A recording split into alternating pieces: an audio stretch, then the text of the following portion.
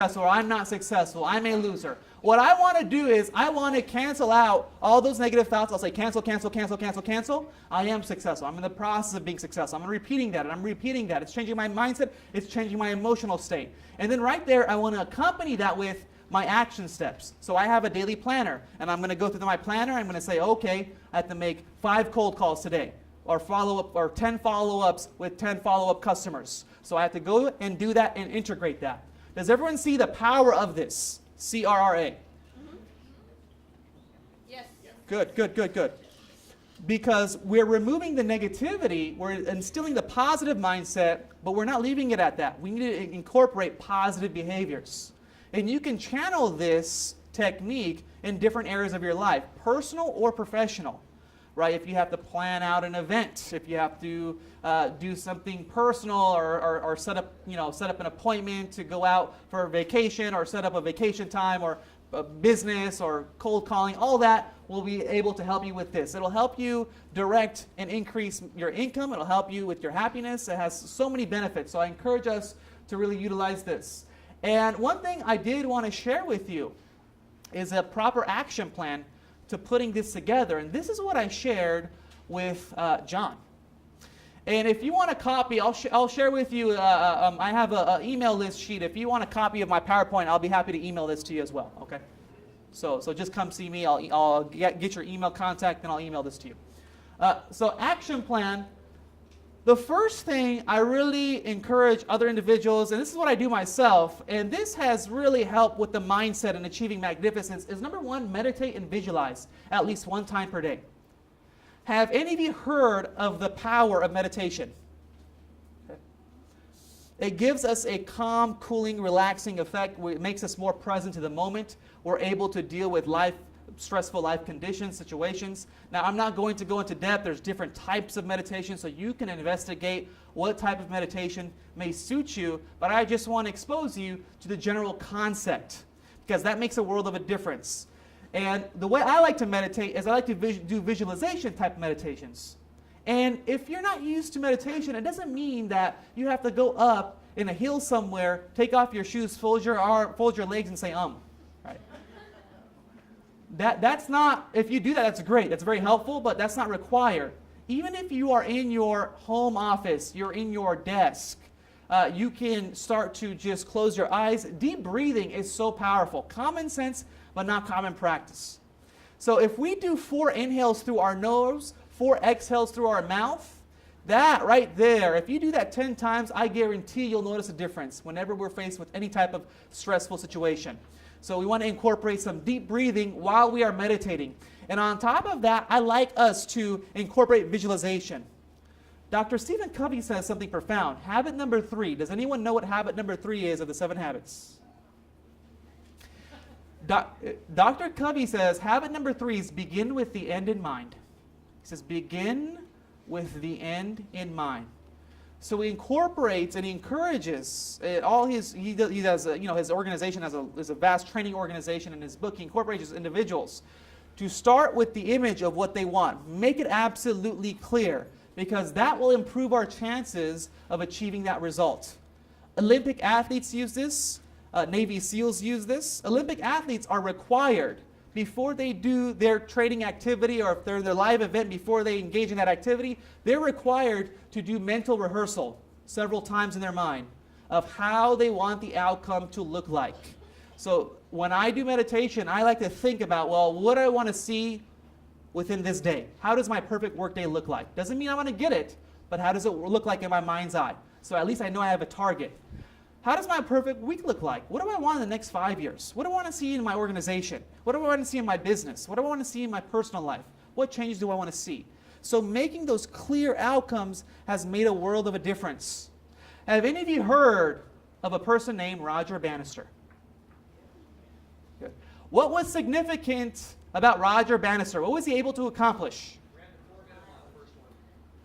Good, good, yes. He was the first person to run a mile in 4 minutes. This was in 1954. 1954. All the scientists, if you do the research behind this, all the scientists behind this, or when he proposed this, made this public, that I'm going to run a mile in 4 minutes, the scientists said it's impossible. There is no recorded case in human history that someone was ever able to accomplish this goal. But Roger Bannister proved that person or everyone else wrong. And can anyone guess, 20 years later, how many individuals have been able to run a mile in 4 minutes? Can anyone guess? 18,000 plus. 18,000 plus. And some of them have been 14 and 15-year-old high school kids. Yeah. So the individuals after Bannister, they saw what? Yeah, in their mind's eye, the individuals, those 18,000 individuals who were able to run a mile in 4 minutes, they saw someone else do it, right? So they believed in themselves that they can do it. So they saw it in their mind's eye. Hey, someone else did it, I can do it.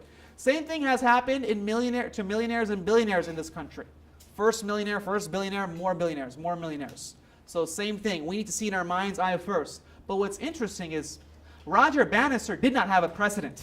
Right? He internalized it and visualized that he could do it, he could do it, he could do it, and he did it. Same thing with all the technology that we have, right? From the computer, the laptop, the library, it all began in what? In someone's what? Right. Everything that you see around you began in the mind's eye.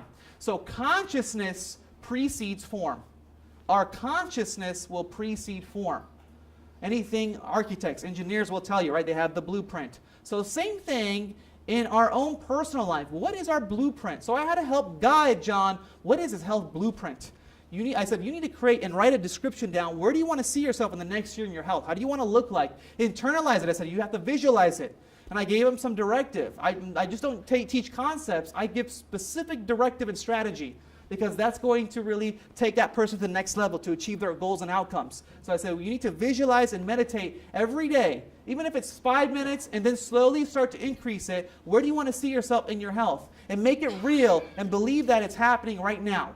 The mind is so powerful. It's so sad that many individuals don't tap into it.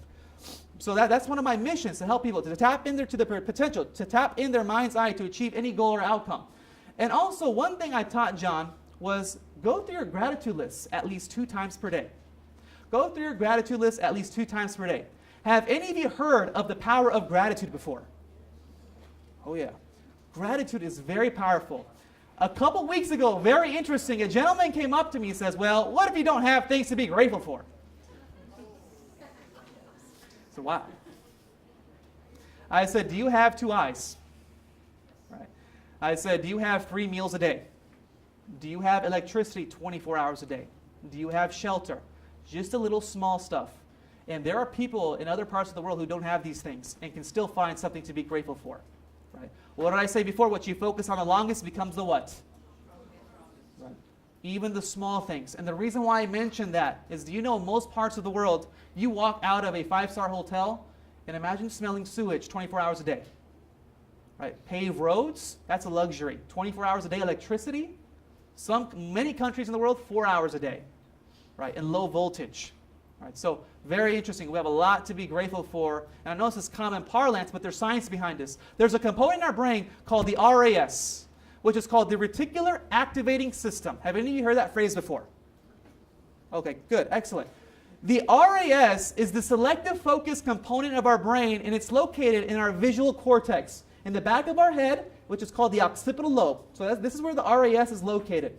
And with the RAS, what it does is anytime we have an idea, our brain scans the environment to get us closer to that idea. I remember several years ago, I totaled my car.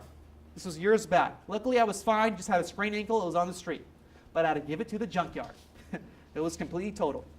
And now I live in Redlands, California, smaller town, 60,000 people. And I was driving, going car shopping for the first time ever, because I had the same car for several years. So for the first time ever, I had to go car shopping. And I looked to my friend and I said, Daniel, has there been 25 car dealerships in this city for 10 years or 5 years? I've never noticed that. He looked at me, he said, yeah, you haven't been paying attention? And there's a street, I used to drive on the street ever since I was a kid and started driving this main street in Redlands. And I noticed cars for sale on the side of the road. So I asked Daniel, has there always been used cars for sale on the side of the road? He says, you haven't been paying attention? Every day there is a used car for sale on the side of the road. Interesting. Does everyone see that? I never had the idea I need to buy a new car. So my brain was not scanning the environment to get me closer to that idea. That's how the RAS works. They've done studies on this with pregnant women. When a woman is pregnant in public during that cycle, that phase, when they are out in public, they will notice more pregnant women.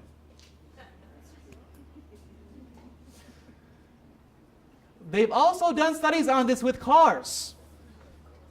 Let's say you buy a 20-year-old used car or a brand new car. What do you notice when you drive on the road?